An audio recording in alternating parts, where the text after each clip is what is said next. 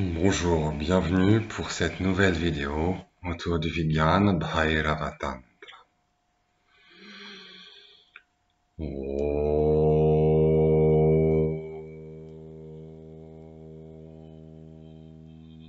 Yasyo Nesha Nimeshabhyam Jagatah Pralayodaya Tam Shakti Chakra Vibhava Prabhavam Shankaram Stumaha.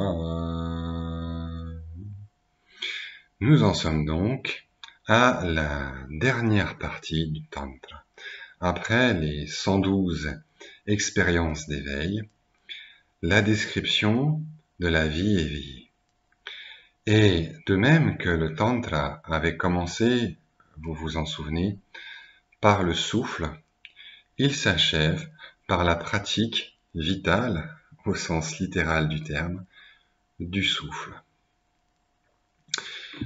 Voici donc d'abord en sanskrit le verset 154. Om Vrajjet Prano Vished Jiva Ichhaya Kutila Kritihi Dirghatma Samahadevi Parakshetram Para.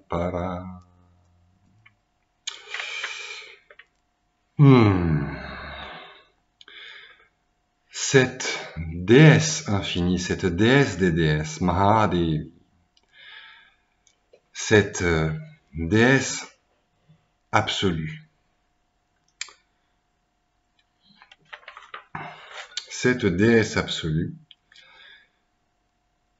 Dirghatma, est littéralement allongement, parce qu'elle se révèle dans l'allongement du souffle.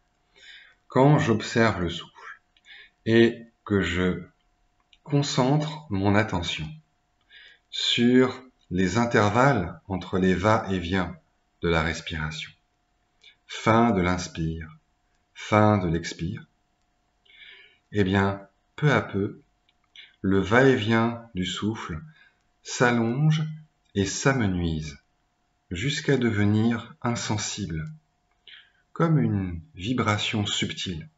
C'est-à-dire que la dualité, l'inspire et l'expire, est réabsorbée dans l'unité, qui se révèle d'abord dans les intervalles entre les respirations. Et il ne reste plus que cette vibration subtile du souffle, qui ne fait qu'un avec cette vibration subtile, ce mouvement ineffable qu'on appelle ici conscience. C'est la pratique essentielle du souffle qui est rappelée ici en conclusion, parce que c'est la pratique essentielle. C'est la grande déesse, c'est la vie. C'est la vie qui est la grande déesse. La conscience, c'est la vie, et c'est le souffle.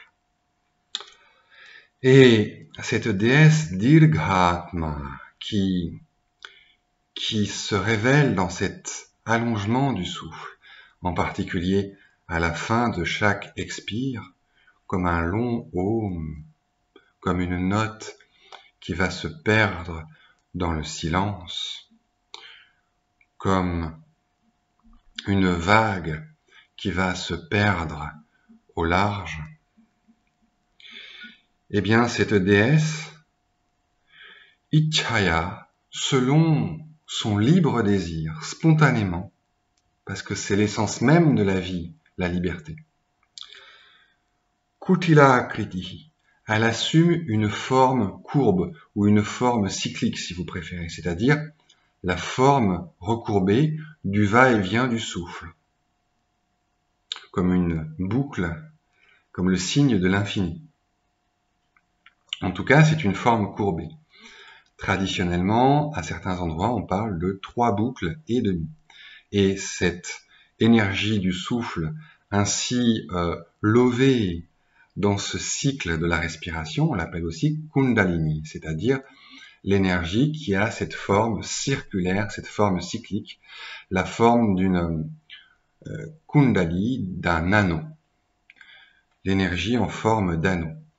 Mais quand cette énergie s'éveille par l'écoute d'elle-même, eh bien, la dualité s'affine et peu à peu se résorbe, ou en tout cas retourne à un mode d'être plus subtil, qui est celui de la vibration, spanda. Mais même cette manière d'être du souffle ordinaire, marquée par un balancement extrême entre un opposé et un autre, entre le oui et le non, la fuite et le combat, la réussite et l'échec, etc., etc., toutes les formes innombrables de la dualité, tout cela est assumé librement par la vie. C'est le jeu de la vie. Pourquoi la vie est liberté? Parce que la vie, par rapport à la matière, innove, crée, invente, introduit de l'imprévu. Et donc, quelque chose comme une histoire. Alors que plus on va du côté de l'inerte, de la conscience mécanique, plus on va du côté du répétitif, donc du cyclique un petit peu aveugle, qui se répète presque à l'identique.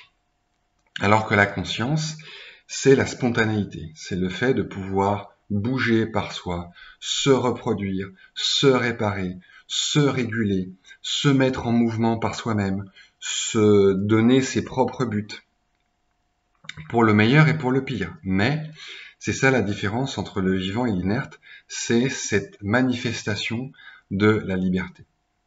Bien sûr, tout est englobé dans cette liberté, car la matière aussi est manifestation de cette liberté. Mais c'est le degré minimum, c'est le degré le plus bas de la liberté. Alors que dans la vie, dans les manifestations du vivant, telles qu'on peut les reconnaître, eh bien, cette liberté se manifeste plus pleinement. Et elle se manifeste encore plus complètement dans la vie intelligente, et ainsi de suite. Et ensuite, enfin, dans la vie éveillée et dans ses différents degrés. Car, selon le shivaïsme du Cachemire, il y a des degrés dans la vie éveillée. Même s'il n'y a pas de degré dans l'éveil lui-même. Mais il y a toujours des degrés dans la vie, car la vie est évolution. La vie est complexe, la vie est faite de différentes facettes, de différentes parties. Et donc, il y a des degrés dans la vie. Il y a des degrés, justement, de liberté. Et cette énergie de la conscience, qui est l'énergie de la vie, prend librement cette forme cyclique, du va-et-vient de la respiration, de ce balancement entre l'extérieur et l'intérieur, entre donner, l'expire, et prendre, l'inspire. L'aversion, l'attraction, la peur, l'amour, etc. Enfin, on peut reconnaître que la respiration contient en germe toutes les attitudes psychologiques, tous les gestes psychologiques. Et ces gestes, donc, ont pour support ces deux mouvements de l'inspire et de l'expire. C'est ce que nous décrit encore une fois, comme au début du Tantra, le premier hémistiche de la première ligne, de ce verset 154. Vrajet pranaha, le souffle expiré sort. Vishe jivaha, le souffle inspiré, qui est appelé métaphoriquement vie, parce que c'est lui qui nourrit la vie plus particulièrement, entre. Ichaya, spontanément, librement. Ici, ça ne veut pas dire Ichaya, vous voyez, ça ne veut pas dire automatiquement, ça veut dire qu'en fait, même derrière la respiration en apparence automatique, mécanique, et quelque peu donc aveugle, inerte, il y a en fait un désir, qui est l'essence de la vie, qui est l'essence de l'essence qu'est la vie.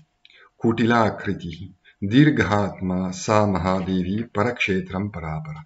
Et elle est le sanctuaire, elle est le sanctuaire suprême.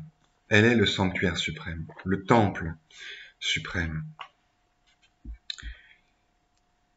Elle est à la fois transcendante et immanente. Elle est transcendante, elle se révèle en sa transcendance dans les intervalles entre les respirations, et l'expire et l'inspire eux-mêmes sont immanents. C'est-à-dire que c'est à la fois la déesse qui se manifeste dans la dualité, inspire et expire, et en même temps qui se manifeste dans l'unité transcendante, dans l'unité qui est au-delà de la dualité, des couples d'opposés, inspire, expire. Et ça, c'est l'énergie du souffle telle qu'elle se révèle dans les intervalles entre inspire et expire. Donc elle est à la fois transcendante et immanente, elle est à la fois Shiva et Shakti. Et donc le commentaire nous dit, il faut se laisser absorber au moment où le souffle expiré entre à nouveau, c'est-à-dire à la fin de l'expire, au moment d'apesanteur du souffle, au moment où il n'est ni en train de sortir, ni en train d'entrer, ce moment d'immobilité, ce moment d'équilibre, cet équinoxe, qui n'est ni le jour ni la nuit, qui n'est ni ceci ni cela, qui n'est pas la dualité, qui est hors dualité, et qui est la porte de sortie hors du temps, hors du samsara, hors de l'état ordinaire, l'état d'oubli ordinaire, et qui la porte vers l'éveil. Il faut se laisser absorber au moment où le souffle expiré entre à nouveau et où il fusionne avec le souffle inspiré dans le cœur, la fin de l'inspire, les poumons. Le sens ésotérique de ce vers est expliqué en détail dans la lumière des tantras, etc. La lumière des tantras, Tantra Loka, c'est le tantra c'est le manuel composé par Abhinavagupta, qui explique sa vision globale de l'enseignement des tantras. C'est à ces textes que l'on doit se reporter, en particulier le chapitre 6, sur lequel je reviendrai peut-être un jour, car il expose en détail la voie du temps. Et la voie du temps, évidemment, c'est en particulier la voie du souffle, parce que le souffle, c'est le cycle temporel de base sur lequel viennent se greffer tous les autres cycles temporels. À ce sujet, c'est uniquement de la bouche du maître que l'on devra entendre les réponses.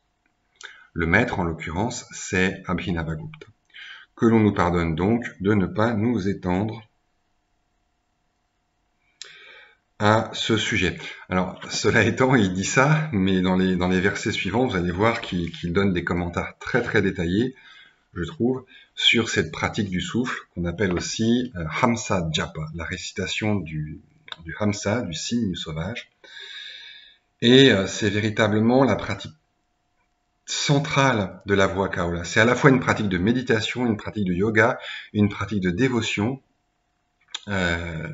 C'est vraiment la pratique qui fait le lien entre toutes les autres pratiques.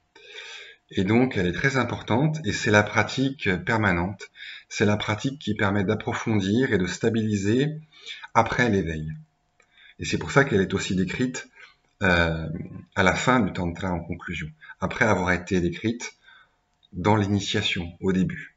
Donc c'est l'alpha et l'oméga de la vie intérieure, c'est cette pratique du souffle, en particulier de la fin de l'expire. Mais il y a aussi la fin de l'inspire. Et c'est véritablement une pratique complète qui contient en elle-même tous les aspects de la vie intérieure. De même que la respiration ordinaire, mondaine, est le support de tous les différents aspects de la vie psychologique ordinaire.